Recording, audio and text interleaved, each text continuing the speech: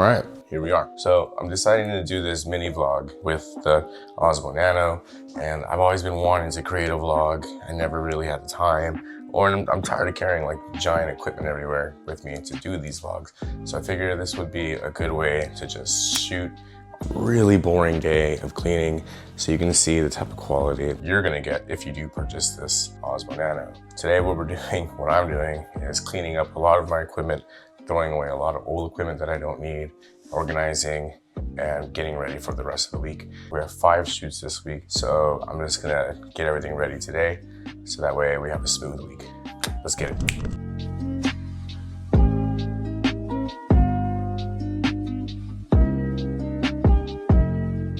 As you can probably see, it is a freaking mess. Our aperture 1200.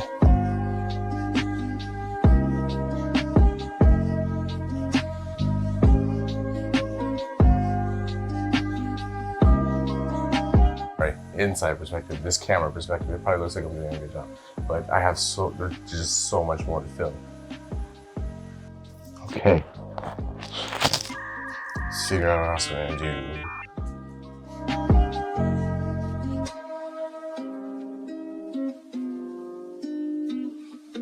I think that's one of the hard parts about living in the city, especially with so much equipment. Again, there's not that much space to put everything. But today we're gonna figure it out.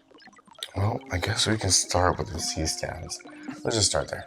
Usually I have my C-stands here. This is the Aperture 400X with the Aperture Quick Dome. Just recently purchased these. Haven't tested it on the field yet. I'm excited to. So I do like these diffusers because they're a little easier to come off.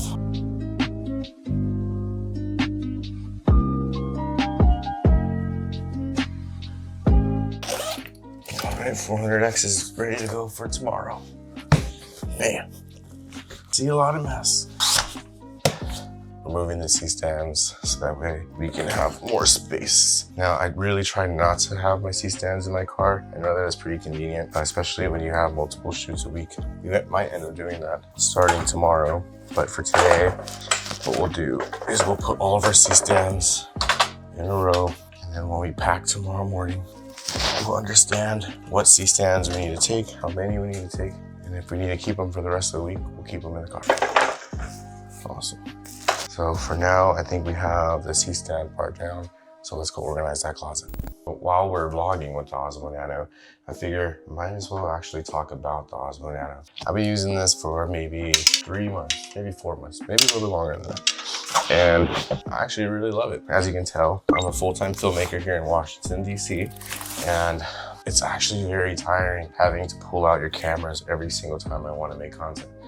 And I'm not gonna lie, I actually like making high quality content, especially for myself. When you do it every single day, every week, every month, it gets a little tiring. So having a small camera like this, just whipping it out and plopping it on the ground is extremely easy when you just want to create content without feeling the pressure of making it look cinematic. Now, that's where the Osmo Nano comes in. Now, the auto white balance is pretty solid. I have no complaints there. I actually don't really have that many complaints at all. I've used the DJI Osmo Pocket 3 for quite some time, and I've taken it everywhere with me.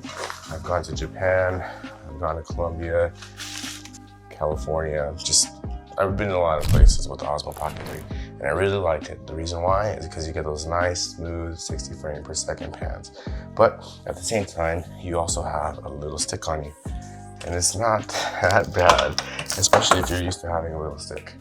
But the Osmo Nano is pretty sweet because it's just so tiny and it's magnetized, so you can just pop it and plop it down wherever you need to put it. And that makes making these videos especially easy. Sometimes I like the footage that comes out of the Osmo Pocket 3 even better than my actual cameras because it's not handheld shots. It's all pretty smooth, very useful. You get a lot of content out of it compared to having to carry your camera around especially if you're walking around with your family. Carry your camera around and you only really get a specific amount of shots because you can only really focus so much. And that brings me to another point. Does your content always have to look cinematic? Does it always have to look polished? And the reason why I'm saying that is because I work in the field, and out of experience, a lot of the content that does better is organic content like this, where I'm just talking to you about Osmo Nano. Now, this is also a very boring vlog, and I understand that there's not a lot of excitement going on throughout this video. But for the remainder of the week, what I'll do is I'll try to vlog every day. So that way you can get an idea of all of the cool angles that you can use with Osmo Nano. I think that's gonna really boil down to the type of content creator that you wanna be. I'm in this weird threshold where I want all my stuff to look cinematic and sexy and cool. And at the same time, I don't really like living with that pressure of having to make my content look like that. And the reason why is because there's such a unrealistic mindset. Obviously, I love creating content that's just so beautiful and awesome, especially since one of my favorite directors is Vince Gilligan and all of his content is just amazing. But at the same time, I like to film because I just like to film. So if I don't want to be in that zone where I think it looks ugly, I'm never going to use it. I feel like I've been in there for the longest time. And this is another big reason why I love the Osmo Nano, because I feel like it kind of breaks that barrier a little bit, right? I can share with you and create content much quicker than I would have if I had to set up my A7 S3, the lights, diffusers, etc. So content creation is freaking hard. And that's why a lot of companies hire people like us, because we get all of their content together and we do it seamlessly. And that's what I do on a weekly basis. So yes, this Osmo Nano is freaking awesome. And if you're looking at getting one, I highly recommend it. But also it kind of depends on what you want to do. If you want to do stuff like I'm doing right now, vlogging, it's probably perfect, because this is a perfect vlogging camera. I haven't had any issues with it so far. The only issue I guess I'd have is the battery life. But everything has a battery life. It lasts as long as I need it to last, and then it charges in less than like 15 minutes. That's pretty good. So for most content days, unless we have a day where we're specifically going to be shooting like a high resolution ad for our client. And when I mean high resolution, I mean like high quality, well thought out. If we're not gonna have dual cameras, we're not gonna have 1200 Ds on set, then the most that we really need to have is our camera, 200X, as well as power source, monitors, monopods, cords, anything you need to just get the job done. So for this shoot specifically, we're gonna be doing mostly social media trends. So that makes it pretty easy when it comes to packing your bag. But because for this specific client, they have about 5 or 6 team members on their team, we're gonna be moving pretty quickly. So instead of taking the 200X like I would normally do, I'm gonna be taking the 400X. And the reason why I'm gonna be taking the 400X is because I can mount my V-mount batteries onto the side of the 400Xs. Why is that a big deal? The reason why it is a big deal is because when you are moving in a very fast environment, you do not have time to look for an outlet, plug it in, and worry about safety. You need to just roll your light around, make sure your diffuser's on properly, and then get the shot every single time. All those little things, they add to the stress of the day. So why just cut that out and make sure that you're taking something reliable on set? But what I'm gonna be doing now is I'm gonna be prepping our pouches. So in these pouches, what we're gonna do is put in all of the equipment that we need for our monopods, our Ronin. And I just emptied our Ronin cases because I noticed that we had 3 actual cases that had essential Ronin parts that we can just put into our pouches. So I'm doing that now. Now these pouches are pretty sweet. And the reason why I really like them is because they can hold everything and it's in a clear bag. And they're pretty decent, and they fit inside your Peak Design backpack pretty easily. I got them from this company called CRD Bag. I can leave a link in the description below, but I know it's not the cleanest fit, but anything that has to do with the Ronin parts, I put into one bag, so then that way I always know that each bag has everything you need in order for you to pop your Ronin together. No, I don't throw the Ronin in here. I throw the side parts, sometimes the battery, arms, grips, whatever we really need to make sure that we have what we need to get our Ronin together. Now, one thing I will do, which you probably won't like, I'll place my monitor into my backpack with the pouch. Everything, all this stuff is gonna really depend on how you handle your tools and take care of your tools. Me personally, obviously these tools are very valuable to me, but I don't really treat them like, I mean, I treat them with care, but I'm not gonna individually package everything. And the reason why I don't want to do that is because when you're on the job, you need to be quick. You get there, you set up, and then sometimes you have to stay a little late and they don't have time to wait for you to break everything down and put it in your backpack and go. And honestly, I don't want to break it all down there. I personally would rather put it in my pouch, put it in my backpack, throw it on my shelf, and all I have to take out is my batteries, because my battery wall, which is that big wall behind you, earlier was like a huge mess. I mean, it still kind of is, but it's getting there. Obviously, there's still a lot of stuff to clean around here, and that's why you're getting the real tour. So we have our 2 female batteries, a 7S3, 1635, Ronin pouch, monitor pouch, Peak Design tripod, and I believe that is it, because we're taking the 400X. We might take a hair light. We should take a hair light.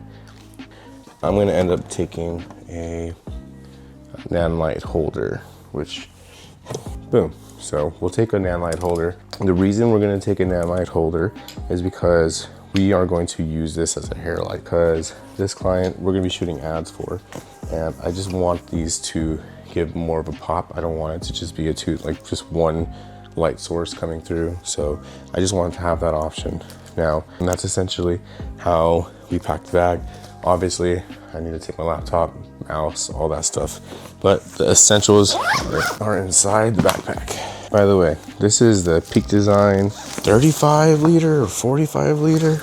I think I got this backpack maybe 2021 or 2020. It's gone through hell and high water. Honestly, this is probably my favorite backpack in the world. Highly recommend it. Extremely durable. Got our gear pack, throw it on the shelf. So we got 2 of our camera bags packed. Now we're just gonna tidy up and get this spot nice and spotless.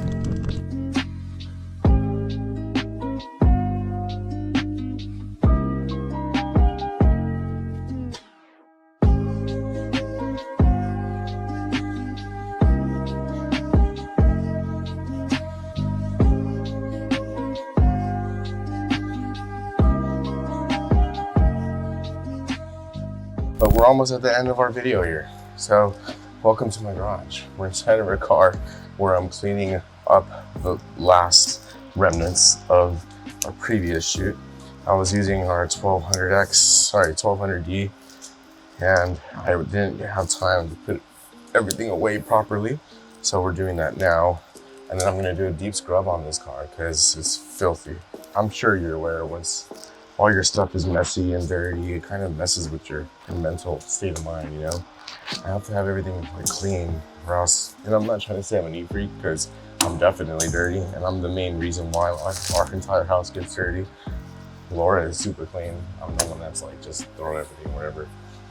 But I'm trying to change that because I've noticed that when things are spotless around me, I have so much more mental clarity when it comes to focusing on tasks at hand. When there's things interrupting my flow, mess interrupting our flow, it's hard for me to focus on that one thing. Like, I also want to clean because that mess is making me feel, I guess you could say, a little bit of anxiety.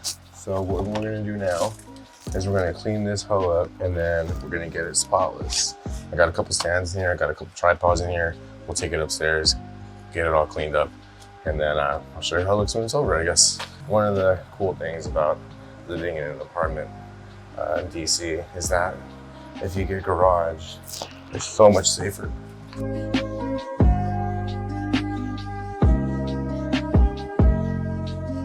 One of the things that I really need is a bigger car.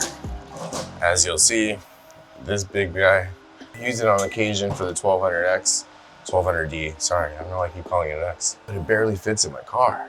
I think it would definitely fit in a Suburban, just barely. Here we go.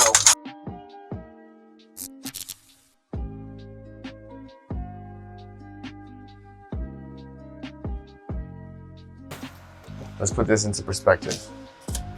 You're probably a filmmaker just starting out and you want to make a shit ton of money, or you want to tell cool stories. I'm more of an entrepreneur, definitely a filmmaker. I love creating content. Problem is that nobody's going to pay me money to create cinematic content for myself.